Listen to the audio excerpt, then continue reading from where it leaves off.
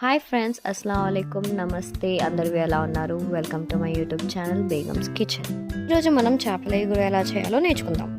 ముందుగా చేపల్ని బాగా కడుక్కొని ఉంచుకుందాం. నేను ఇక్కడ పండుగొప్ప చేపల్ని తీసుకున్నాను. ఇప్పుడు స్టవ్ ఆన్ చేసి కడాయి పెట్టి కొంచెం జీరా, కొన్ని లవంగాలు వేసుకొని వేయించుకుందాము. బాగా వేగిపోయాక ఒక బౌల్లో ట్రాన్స్ఫర్ చేసి చల్లారేదాకా ఉంచుదాం. ఇక్కడ నేను 3 నుంచి 4 ఉల్లిపాయలు, 3 టమాటాలు, 3 పచ్చిమిరపకాయలు, ఇంకా కొంచెం కరివేపాకుని తీసుకున్నాను. వీటిని చిన్నగా కట్ చేసుకుందాం.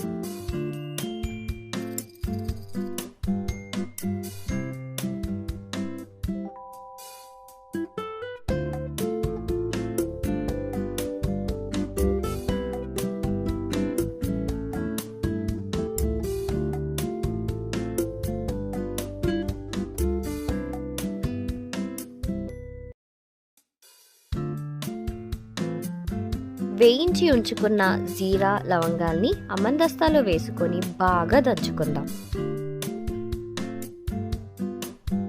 ఇలా మెత్తగా అయ్యేంత వరకు దంచుకోవాలి. ఇప్పుడు స్టవ్ ఆన్ చేసి ఒక కడాయి పెట్టి 4 స్పూన్ అంత ఆయిల్ వేసుకోవాలి.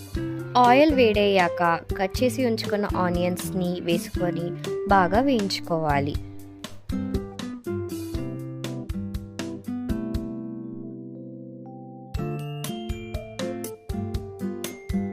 ఆనియన్స్ వేగిపోయాక 1.5 స్పూన్ అల్లం వెల్లుల్లి పేస్ట్ యాడ్ చేసుకోవాలి.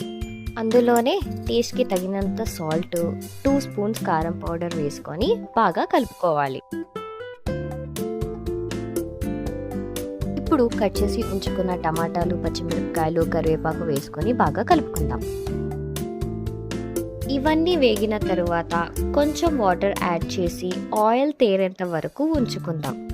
ఆయిల్ తేరిన తరువాత కడిగి ఉంచుకున్న చేపల్ని ఇందులో వేసుకొని ముక్కలకి బాగా అంటేలాగా కలుపుకుందాం. ఇప్పుడు సిమ్ చేసి మూత పెట్టుకొని ముక్కలకి మసాలా పట్టేలా 2 మినిట్స్ ఉంచుదాం.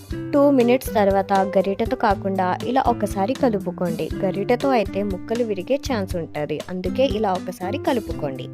దీనిలో ఇప్పుడు మునిగినంత వరకు వాటర్ యాడ్ చేసుకొని మనం వేయించుకొని దంచుకొని ఉంచిన జీరా, లవంగాల పౌడర్ యాడ్ చేసుకుందాం. దీనివల్ల ఈ గురికి ఇంకొంచెం ఫ్లేవర్ యాడ్ అవుతుంది. ఇప్పుడు బాగా కలుపుకొని హై ఫ్లేమ్లోనే మూత పెట్టుకొని ఉంచుకుందాం.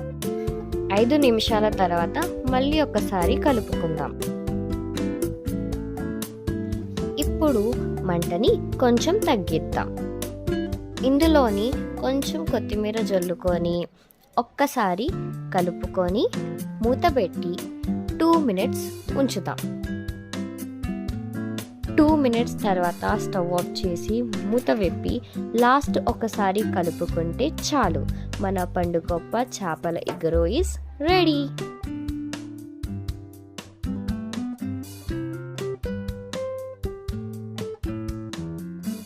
వీడియో నచ్చినట్టయితే లైక్ చేయండి, షేర్ చేయండి, కామెంట్ చేయండి, సబ్స్క్రైబ్ కూడా చేయండి. Thanks for watching.